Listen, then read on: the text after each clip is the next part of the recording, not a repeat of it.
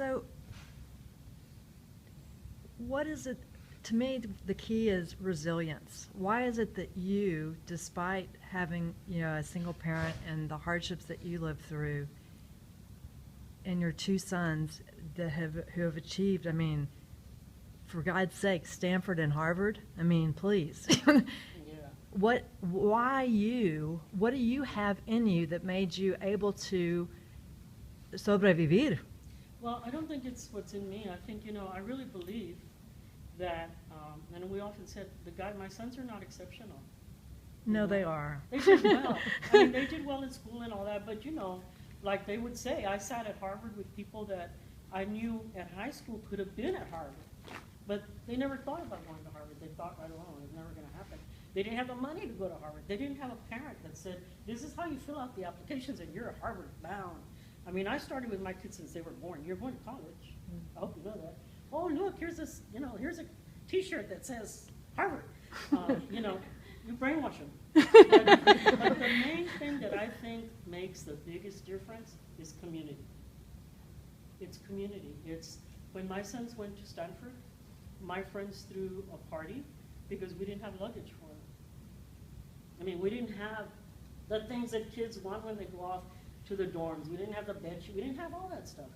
And my friends threw a party and people came, and lots of different people, and they brought different things. Here's the luggage. I can still remember who bought the luggage.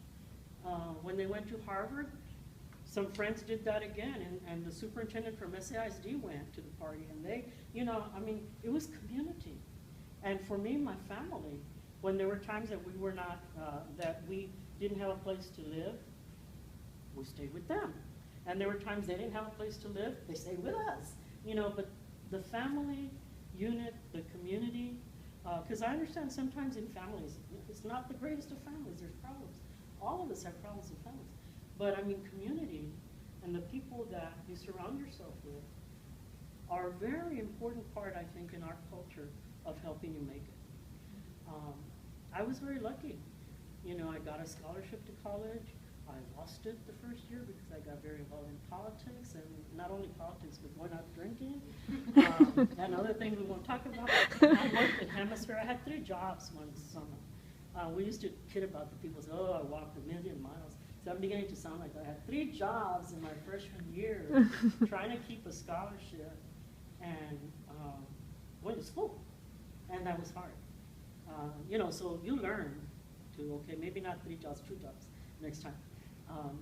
But I had opportunities.